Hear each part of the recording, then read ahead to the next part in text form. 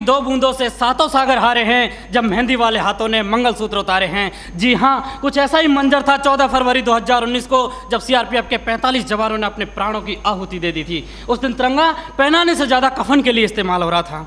आदरणीय अध्यक्ष महोदय, सम्मान्य निर्णायक मंडल एवं उपस्थित साथियों, मैं सीआईएसएफ से उप निरीक्षक पिंटू राम मीणा आज के वाद विवाद के विषय को केंद्रित करते हुए विपक्ष में अपने विचार प्रस्तुत करना चाहूँगा। महोदय, मैं एक सैनिक हूँ और मेरे लिए तो संविधान ही गीता है, बाइबल है, कुरान है तथा भारतीय संविधान के अनुच्छेद 33 के तहत मेरे मौलिक अधिकार इसलिए छीने गए हैं ताकि मैं देश की रक्षा कर सकूँ, देश के आत्मसम्मान और मान मर्यादा को बचा सकूँ। उतना ही नहीं, माननीय सर्वोच्च न्यायालय द्वारा 1964 में रामस्वरूप बनाम भारत संघ मामले में स्पष्ट किया है कि एक सैनिक के लिए राष्ट्रीय सुरक्षा ही सर्वोपरि है।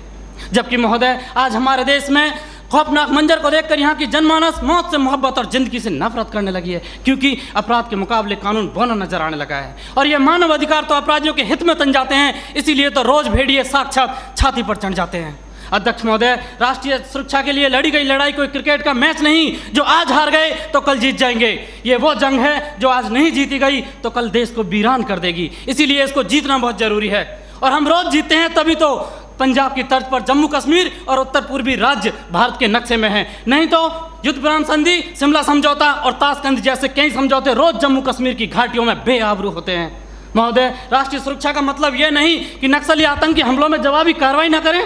राष्ट्रीय सुरक्षा का मतलब आतंकवाद, नक्सलवाद, उग्रवाद को खत्म कर देश के कोने कोने में शांति स्थापित करना है। और अगर शांति स्थापित करना है तो आतंकवाद और नक्सलवाद को पोषित करने वाले तथा उन्हें हथियार मुहैया कराने वाले राष्ट्रों पर प्रतिबंध लगाने की जरूरत है। जरूरत है न्यायिक प्रक्रिया को सुधारने की, टेरर फंडिंग और साइबर क्राइम को रोकने की। आज जरूरत है राजनीतिक इच्छा शक्ति की। महान राजनीतिक चाणक्य ने भी कहा कि कोई भी नियम राष्ट्र और राष्ट्रहित से बड़ा नहीं होता, किंचित ऐसा है तो उसे तत्काल बदल देना चाहिए। महोदय, आज के दौर में आक्रामक रवैया अपनाने वाले आतंकवाद, नक्सलवाद, उग्रवाद से लोहा लेना किसी युद्ध से कम नहीं और किसी युद्ध को जीतने के लिए पहल करने की आवश्यकता होती है। जबकि युद्ध जैसी अत्यंत निर्णायक पलों में एक जवान अपनी नौकरी की वजह से उतना ही कर पाता है कि सांप मरे या ना मरे, लेकिन लाठी नहीं टूटनी चाहिए, क्योंकि उसको डर सता रहा होता है कि जलील किया जाएगा उसे मानव अधिकारों की भरी सभा के अंदर। उसे डर सता रहा होता है कि ना तो कानून छोड़ेगा और ना इत्तर का ताड़ बनाने वाली मीडिया की पैनी नजरें छोड़ेंगी, जिसका ज्वलंत उदाहरण पहले कश्मीर में जवानों के सिर कटवाए तब जाके सर्जिकल स्ट्राइक किया। 20 भारतीय सैनिकों ने गोली खाई तब म्यांमार में घुसकर ऑपरेशन ऑल आउट किया था। 45 जवानों ने शहादत दी तब बालाकोट एयर स्ट्राइक की। काश ये एयर स्ट्राइक, सर्जिकल स्ट्राइक और ऑपरेशन ऑल आउट पहले ही हो गए होते तो एक पत्नी का सुहाग, एक बुढ़े माँ बाप की बुढ़ापे की लाठी, एक बहन की राखी और एक बच्चे का भविष्य अंधकार में नहीं होता। महोदय, डॉक्टर भी कैंसर का इलाज करता है तो संक्रमित कोशिका को काट कर फेंक देता है ताकि वो नासूर ना बने, और आज हमारे देश में आतंकवाद, नक्सलवाद और उग्रवाद तो उससे भी गंभीर समस्या बने हुए। ये एक नहीं, दो नहीं, तीन नहीं, हजारों निर्दोष लोगों की जान ले लेते हैं। महोदय, मेरे विपक्षी साथी किन दरिंदों के लिए मानव अधिकारों की दुहाई दे रहे हैं? उनके लिए जो विश्व के सबसे बड़े लोकतंत्र में सत्ता का गलियारा बंदूक की नली से नापना चाहते हैं, या फिर उनके लिए जो राजनीतिक शून्य, आर्थिक विफलता और अराजकता फैलाना चाहते हैं, या फिर उनके लिए जिन्होंने 38 भारतीय नागरिकों को इराक के मौसूल में मौत के घाट उतार दिया था और उनके घर वालों की पथराई आंखों को मिला भी तो सिर्फ ताबूत और ताबूत में मृत्यु प्रमाण पत्र, या फिर उनके लिए जो राष्ट्र विरोधी नारे लगाते हैं, अब जलम शर्मिंदा है, तेरे कातिल जिंदा है, कौन है अफजल का कातिल, भारतीय संविधान या सर्वोच्च न्यायालय? क्यों दरकिनार करना चाहते हैं मेरे विपक्षी साथी इन सब घटनाओं को? क्योंकि साथ सच्चाई को बर्दाश्त करने की क्षमता नहीं रह गई आपके अंदर। महोदय, सच ये है कि हमारी बंदूक की नली से निकली हुई गोली को 1000 बार सोचना पड़ता है कि उसे कब, कहां और किसे लगना है, जबकि एक आतंकवादी की गोली को कोई निर्णय लेने की आवश्यकता नहीं होती।